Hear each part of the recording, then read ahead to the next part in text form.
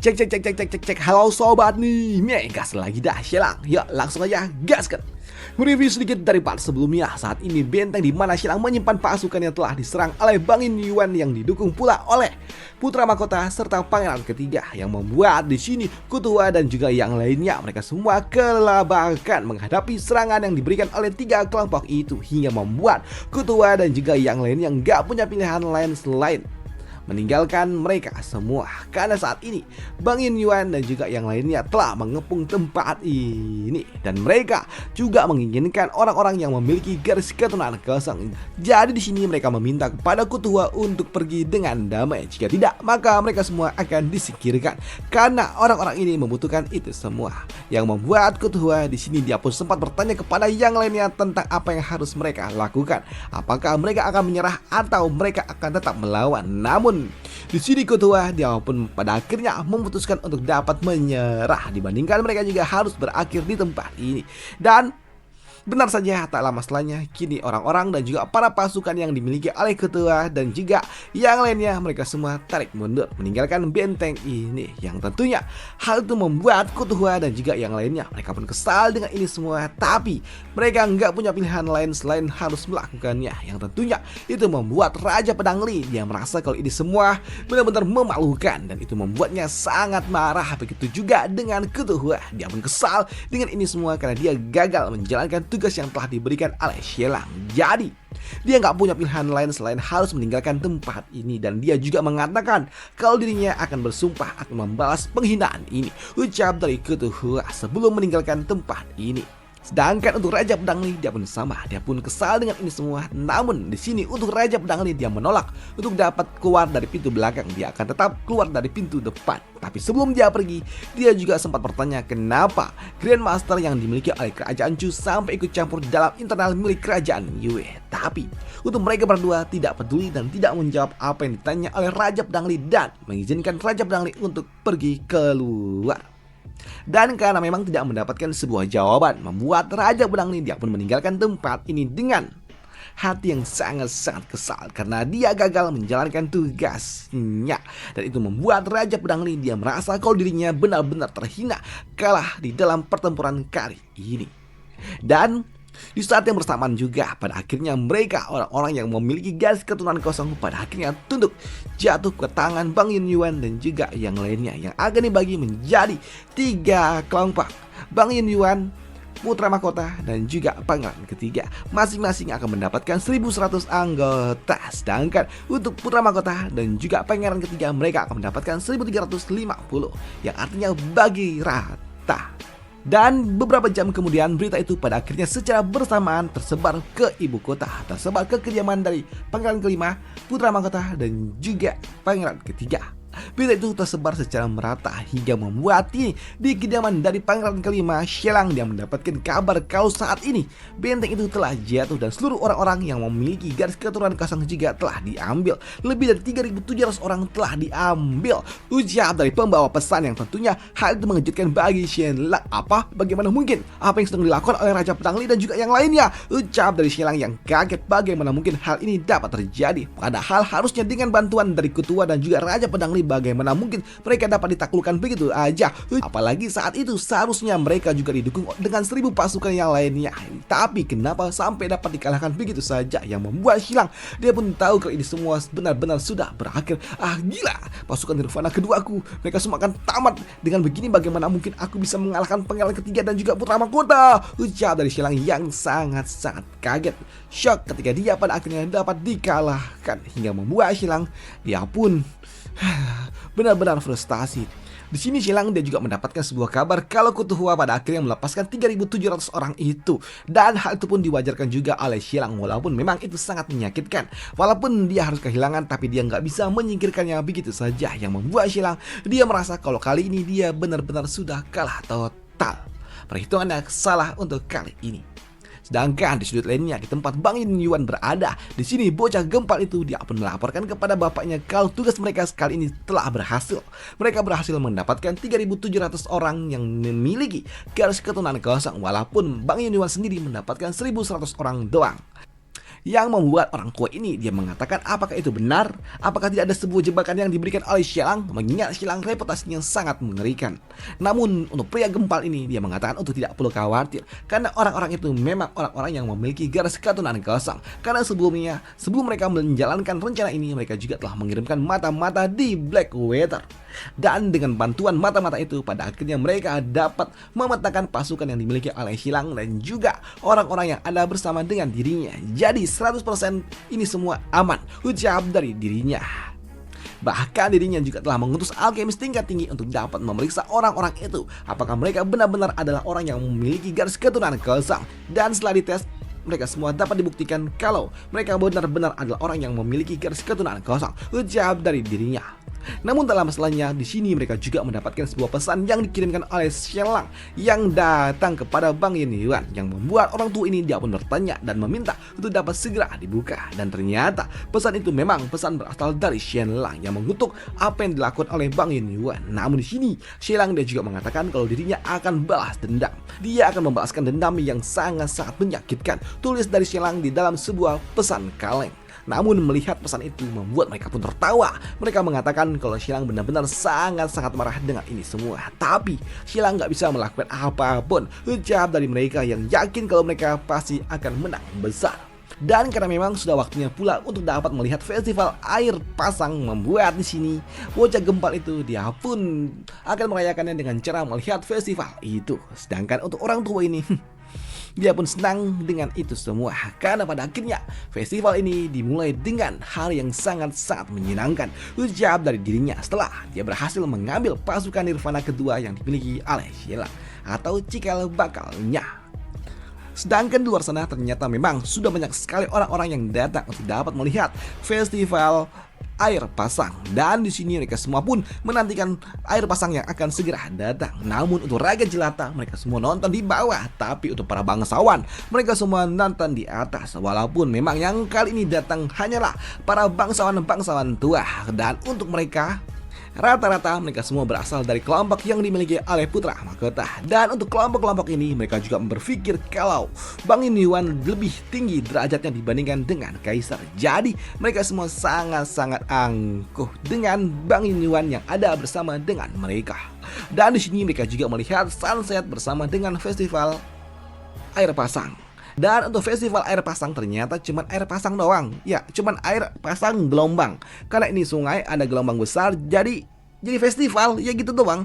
Tapi bagi mereka yang tidak pernah melihat gelombang, ini adalah sesuatu yang cukup menarik. Tapi untuk orang-orang kaya, mereka pun berpikir kalau sepertinya orang-orang yang ada di bawah sana mereka semua hanyalah orang-orang yang menyedihkan. Para bangsawan-bangsawan ini mereka pun juga cukup terkejut melihat kalau ternyata gelombang pasang itu tidak sampai menyentuh daratan. Padahal di luar sana gelombangnya sangat-sangat besar. Dan itu membuat Bang Yin Yuan si gempal ini dia mengatakan itu semua terjadi karena rekayasa yang dilakukan oleh Bang Yin Yuan. Mereka mengalirkan air itu menuju sungai bawah tanah. Jadi gelombang besar gak akan mungkin sampai menghancurkan tempat ini, ucap dari dirinya. Namun 15 menit kemudian sebelum festival itu dimulai, di sini dia juga mendapatkan sebuah laporan dari bawahannya yang mengatakan kalau portal-portal bawah tanah juga udah dibuka. Jadi gelombang besar gak akan mungkin dapat menghancurkan tempat ini, yang membuat si gempal ini dia pun mengatakan ini semua terjadi karena memang arsitektur tempat ini memang sangat luar biasa. Jadi dalam 2 jam ke depan mereka akan menutup portal-portal itu dan akan membiarkan gelombang besar itu datang untuk meresmikan festival itu dimulai, ucap dari dirinya. Namun sebelum melakukannya dia juga meminta kepada pasukannya untuk dapat memeriksanya dulu saluran pembuangan yang ada di bawah sana, ucap dari dirinya untuk dapat memastikan semua berjalan dengan lancar. Di sini si gempal ini dia juga tahu kalau kastil yang ia bangun ini sungguh sangat besar dan juga kokoh, dan jika saja dihancurkan itu akan membuat reputasi Bang Yin Yuan juga akan hancur. Tapi dia pun yakin dengan arsitektur yang kuat, dengan pilar-pilar kokoh yang telah dia bangun bersama dengan keluarganya, dia pun yakin kalau tidak akan mungkin dapat dihancurkan semudah itu. Bahkan untuk mereka yang ada di tingkatan Grandmaster nggak akan mungkin dapat melakukannya, pikir dari si gempal ini. Sedangkan di sudut lainnya, di kastil yang ada di sebelah, ternyata terjadi sebuah pertemuan di antara Bang Yin Yuan dan juga keluarga Zhou. Dan di sini utusan dari keluarga Zhou, dia mengatakan kepada Bang Yin Yuan kalau sepertinya Bang Yin Yuan benar-benar menjadi musuh bebuyutan bagi Xilang dan juga keluarga Jin, karena 20 tahun lalu Bang Yin Yuan sempat bekerja sama dengan mereka untuk dapat menghancurkan keluarga Jin hingga membuat keluarga Jin hampir saja jatuh dalam kehancuran. Dan tidak sampai di sana saja, bahkan tahun lalu Bang Yin Yuan juga membocorkan surat rahasia kepada Sunan hingga membuat Su Jian yang merupakan istri ataupun permaisuri yang dimiliki oleh keluarga Jin harus terluka cukup parah hingga membuat Bang Yin Yuan benar-benar sangat-sangat kejam kepada keluarga Jin dan juga Xilang. Namun untuk orang tua itu, dia pun bertanya apa tujuan sebenarnya membicarakan hal seperti ini. Dan orang tua ini, utusan ini, dia mengatakan buah peringatan kalau Xilang adalah orang yang sangat-sangat berdendam. Jadi Bang Yin Yuan harus berhati-hati karena mungkin saja Bang Yin Yuan akan menjadi target selanjutnya dari Xilang, target balas dendamnya. Namun di sini untuk orang tua ini, dia mengatakan untuk tidak perlu khawatir karena mereka telah menyiapkan sebuah rencana untuk dapat menghancurkan Xilang dan juga pasukannya. Karena sebelumnya dia juga telah memberitahukan secara tidak langsung tempat di mana Bang Yin Yuan menyimpan uang mereka, dan itu akan membuat Xilang pasti akan tertarik. Ucap dari dirinya yang tentunya hal itu juga mengejutkan bagi utusan ini. Apakah informasi tentang berkas Bang Yin Yuan sengaja dibocorkan? Ucap dari dirinya, dan hal itu pun dibenarkan oleh orang tua ini, di mana dia mengatakan kalau nantinya Xilang dan juga pasukannya datang, Xilang akan mendapatkan sebuah pertunjukan yang sangat-sangat besar. Mereka semua akan meletup. Dan itu adalah sesuatu yang sangat-sangat menarik karena mereka telah menyiapkan sebuah perangkap. Ucap dari orang tua ini. Dan benar saja, tak lama setelahnya tiba-tiba aja terjadi letupan di ujung dari tempat ini di tengah-tengah ibu kota yang membuat orang tua ini dia pun tersenyum karena sepertinya perangkap yang ia siapkan untuk Xilang telah termah. Ucap dari dirinya, kan ternyata benar di gudang rahasia yang dimiliki oleh Bang Yin Yuan terbakar hebat, dan dari dalam sana ternyata banyak sekali pasukan Nirvana yang sudah terluka, dan itu adalah orang-orang yang dimiliki oleh Xilang. Dan untuk Xilang yang melihat itu semua, dia pun tahu kalau itu memang adalah sebuah jebakan, tapi ini semua sengaja dilakukan oleh Xilang walaupun dia juga tahu kalau dia harus kehilangan sedikit sumber daya yang ia miliki. Tapi ini semua bisa menjadikan dirinya mendapatkan sebuah alibi untuk aman bersama dengan seluruh pasukannya, karena dia juga telah menyiapkan sebuah rencana besar. Karena tujuanku yang sebenarnya adalah menghancurkan kalian semua, dan aku membutuhkan sebuah alibi yang besar untuk diriku dan juga seluruh pasukanku. Ucap dari Xilang. Sedangkan sudut lainnya, beberapa saat kemudian, kini orang tua ini dia pun mendapatkan laporannya kalau gudang rahasia itu juga sudah terbakar, yang membuat orang tua ini dia pun memutuskan untuk dapat menghentikan pembicaraan ini karena dia harus beristirahat dulu. Ucap dari dirinya. Namun di sini untuk bawahannya, dia juga mengatakan kepada tuannya kalau festival akan segera dimulai. Namun untuk orang tua ini dia mengatakan untuk festivalnya silakan dilanjutkan.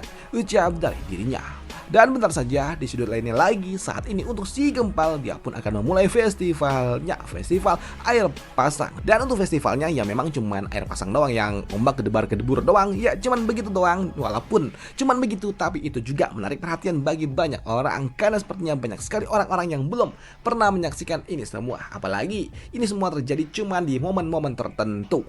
Dan setelah acara itu dibuka, di sini si Gempal ini dia pun meminta kepada orang-orang ini untuk dapat bersenang-senang menyaksikan gelombang besar dan juga diiringi dengan alunan musik, sedangkan dirinya akan menikmati waktu senggangnya. Dan dia mengatakan kalau ini adalah kemenangan besar yang dimiliki oleh Bang Yin Yuan. Selain mendapatkan pasukan Nirvana, orang-orang garis keturunan kosong, mereka juga berhasil menyingkirkan pasukan yang dimiliki oleh Xilang, berhasil menjebaknya, yang membuatnya pun berpikir kalau sepertinya Xilang, kau benar-benar sudah tamat, kau akan masuk ke dalam gelombang dan kau akan benar-benar hancur di dalamnya. Xilang, kau sudah berakhir. Ucap dari dirinya yang yakin kalau dia sudah menang besar. Namun tak lama setelahnya, 15 menit kemudian, tiba-tiba aja terjadi gempa getaran yang sangat-sangat kuat yang mengejutkan bagi mereka semua. Mereka pun berpikir kalau sepertinya apakah ini adalah gempa bumi, pikir dari mereka. Tapi di sini mereka juga cukup terkejut ketika mereka melihat kalau ternyata kastil yang dimiliki oleh Bang Yin Yuan mulai bergetar, dan disusul dengan letupan yang sangat-sangat besar yang membuat kastil itu pun juga roboh. karena seperempat jam sebelumnya ternyata Bang In Yuan mereka mengirim pasukannya untuk dapat memeriksa gorong-gorong tempat di mana air pasang akan dialirkan. Tapi di sini mereka melihat kalau ternyata banyak sekali sampah-sampah dan mereka berpikir kalau sepertinya ini hanyalah sampah yang hanyut. Tapi ketika mereka mencoba untuk dapat memeriksanya, mereka berpikir kalau sepertinya ini hanyalah sebuah minyak ikan. Namun di sini mereka juga nggak terlalu peduli dengan itu semua karena itu tidak akan berpengaruh apapun kepada Bang In Yuan. Namun di sela-sela pemeriksaan itu mereka juga merasa hawa yang sangat-sangat panas datang di sekitaran dari tempat itu hingga membuat mereka pun kembali memeriksanya dan ternyata hawa panas itu berasal dari pilar-pilar yang menyongkong bangunan ini yang ternyata terbakar, yang tentunya membuat mereka pun bingung bagaimana mungkin pilar besar itu bisa terbakar, yang membuat mereka pun bertanya-tanya apa yang sebenarnya terjadi karena mereka tidak paham tentang teknologi yang digunakan oleh Shen Lang. Dan karena panas yang berlebih itu membuat orang-orang yang ada di tempat ini mereka semua mencoba untuk dapat melarikan diri. Tapi hawa panas itu juga memicu fosfor putih yang telah disiapkan oleh Shen Lang, yang telah dikirimkan oleh Shen Lang ke dalam lubang-lubang itu, yang membuat fosfor itu tiba-tiba aja meletup hingga membuat bangunan ini langsung runtuh ketika pilar bangunannya dihancurkan oleh Shen Lang dari dalam. Dan Shen Lang dia melakukannya dengan sangat-sangat kejam. Bahkan untuk sekutunya sendiri yang ada di tempat itu tidak diberi ampun oleh Shen Lang, yang membuat kamar dagang Tianda utusan ini dia cukup terkejut ketika Shen Lang dia melakukannya dengan sangat-sangat kejam tanpa mempertimbangkan dirinya yang ada di tempat itu. Tapi dia cukup beruntung karena ketika letupan itu terjadi dia lompat ke atas pohon dan dia selamat. Dan dia juga berpikir bagaimana bisa Shen Lang meruntuhkan bangunan sekokoh itu. Dan bagaimana Shen Lang melakukannya? Dan api-api apa itu yang diciptakan oleh Shen Lang untuk membakar pilar-pilar itu akan dibahas di part lanjutannya aja. Karena memang cuma sampai sini doang ya cuy untuk Shen Lang. Sampai jumpa di part lanjutannya untuk Shen Lang next June. Kalau misalnya June update ya, gue upload. Kalau misalnya June nggak update, ya gue nggak upload. Dan itu aja untuk part kali ini. Sampai jumpa di part lanjutannya. Bye, thank you. Dan harusnya di part selanjutnya adalah sebuah trik apa yang digunakan oleh Shen Lang untuk dapat merobohkan ini. Udah itu aja, sampai jumpa di part lanjutannya. Bye, thank you.